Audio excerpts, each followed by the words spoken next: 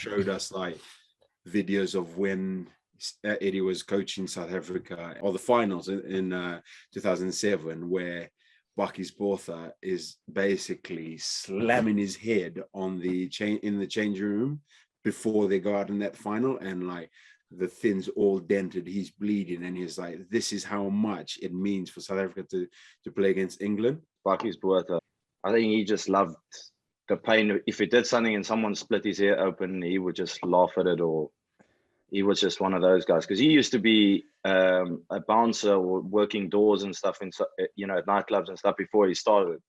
So he was like he came from a pretty rough place, and he was quite a rough cat before he started playing rugby. And then obviously you could see that, you know, the violence and stuff coming through. Who would win between Bakkies and Chabal in a fight? So Bakkies Botha versus Sebastian Chabal. Let's just say a fight. I would say Bakkies. Because he was so physical. You played against him. Yeah, a dog. And he's dominated Jim. Oh, he has. What I would say with him is that even when the few occasions he does come off second best in a collision, he's not the sort of guy then, you know, shrinks in back. He'll just go again and again and again, and he's relentless, and he just seems to thoroughly enjoy trying to hurt people. Really, that was his thing, mantra. You know. Just finishing off with Bakkies, he was the only person in history who managed to shut Mike Phillips up. How did he do that? Yeah, so you know, Mike Phillips never stops talking, and at some stage Bakkies hit him, and I don't know what happened, and he's like, "Are you PSPs?" And I think one more, "Are you guys on steroids? What's with you?" And Bakkies just looked at him and said, "You've got beautiful blue eyes," and he blew him a kiss, and that's it. Mike Phillips was just quiet. Was there ever anybody in your rugby time who you were just a little bit nervous of? No, Dan. I don't think he's born. He's definitely. No, definitely. He's not born yet, Dan. So we're still waiting for him.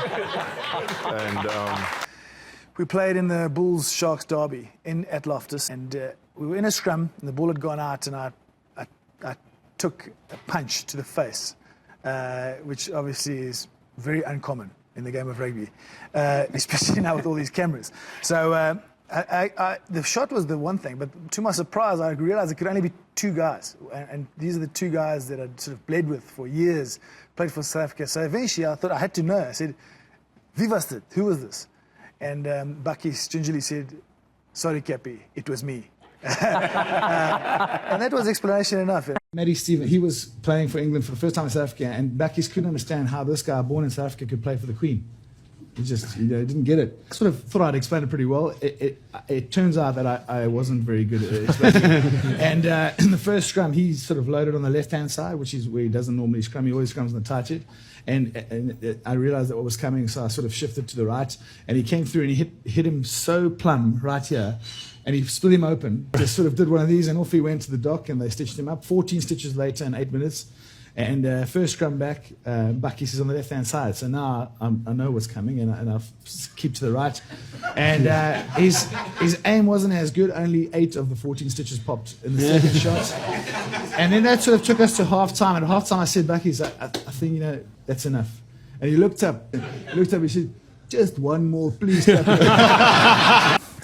During the second half, Bakkies Botha started targeting me in the scrum. The first scrum I hit, he came through the scrum, and he gave me one of his plate-handed flat hands, and that shook my very core.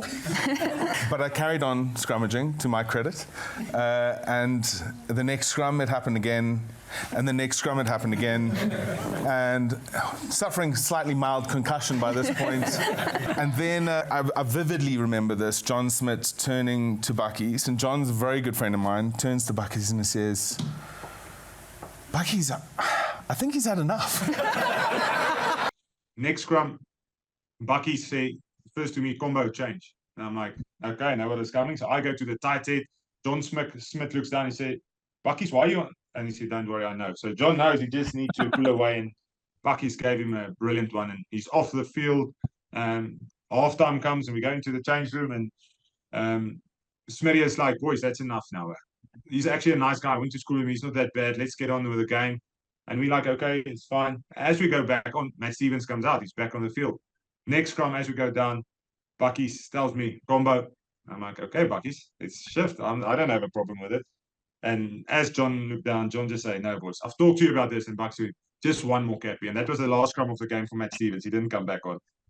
Have you ever hit somebody properly on the rugby field? And if you have, what happened to him? What did he look like? Did he live? Did he go to hospital? Did he carry on playing the game? Have you ever hit somebody on the cricket? Yeah, there was a few times, Brian. Definitely. To be honest, there was a few times, and that was one of my reasons I retired from international rugby, because I got an email and say there will be five extra HD cameras around the pitch, and I thought, no, that's enough. They're going to catch me.